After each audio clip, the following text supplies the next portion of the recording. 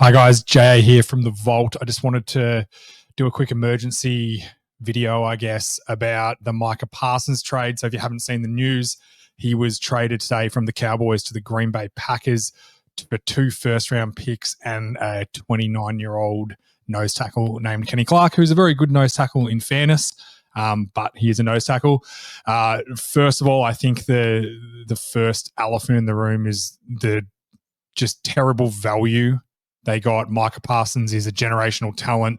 I think he's 6th all-time for sacks in their first 4 seasons. So he's truly on a Hall of Fame trajectory for a defensive end. So the value is awful for the player. I think what's happened here, and from what we've seen from Jerry and Micah Parsons, is that the relationship has broken down. You know, we saw in the last preseason game him essentially having a nap on the trainer's bench while the team was playing. So he looks very dejected, very upset. It's pretty clear that he's very unhappy.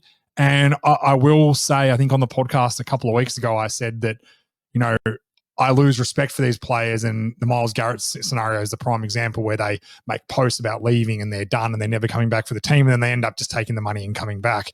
From all reports, the money was there from the Cowboys. This was not a financial issue, but Micah had lost respect for the way that the Cowboys and Jerry Jones went about it.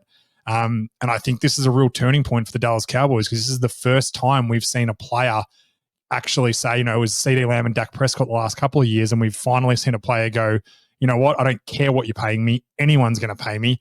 Trade me.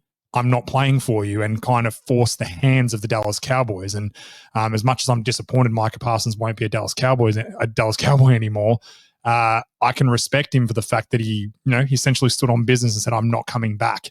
Now, in terms of the Cowboys team core and the way it's built, this has been a disaster.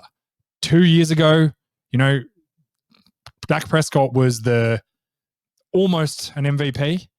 And then they had one of the worst and most shocking defeats in the playoffs to the Green Bay Packers, who they now trade Micah Parsons to and make them better and, essentially make them a contender. And we'll talk more about Green Bay on the podcast this week.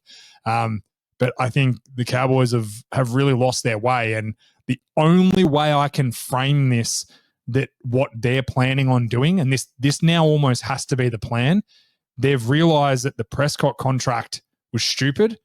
They're not in a window, and they want to get out of that.